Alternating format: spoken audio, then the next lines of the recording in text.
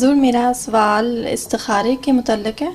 اس کے بعد اگر کوئی خواب آتی ہے اور شرح صدر ہوتی ہے تو اس خواب کو ایک شیطانی خواب سے ڈفرنس رکھنا، یہ اس کا بندہ کیسے فیصلہ کر سکتا ہے؟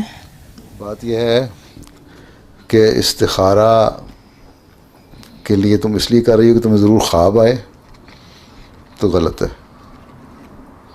استخارے کا مطلب یہ ہے کہ اللہ تعالیٰ سے خیر چاہنا، بہتری چاہنا، کہ اللہ تعالیٰ اگر یہ رشتہ تیرے نزدیک بہتر ہے تو غیب کا علم اللہ تعالیٰ رکھتا ہے، تو مجھے اس میں میرے لیے خیر رکھ دے اور میرے دل کو تسلی دے دے۔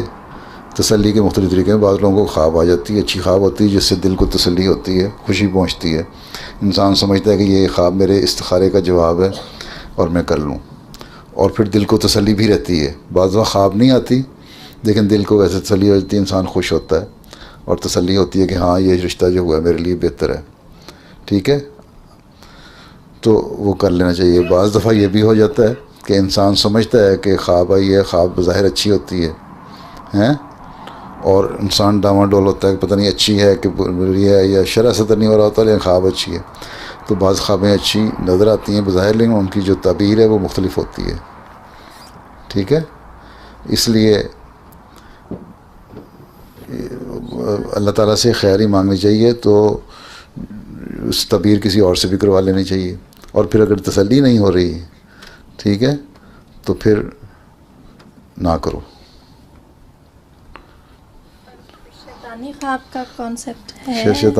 شیطانی خواب تو یہ ہے کہ آدمی تمہاری پہلی نیت ہو کہ تم نے یہ کام کرنا ہے اور وہ کام بظاہر غلط نظر آتا ہو، اور تمہیں خواب میں آ جائے کوئی بزرگ ہی آ کے کہہ دے کہ بڑے اچھا ہے کر لو، تو شیطانی خواب ہے، ٹھیک ہے۔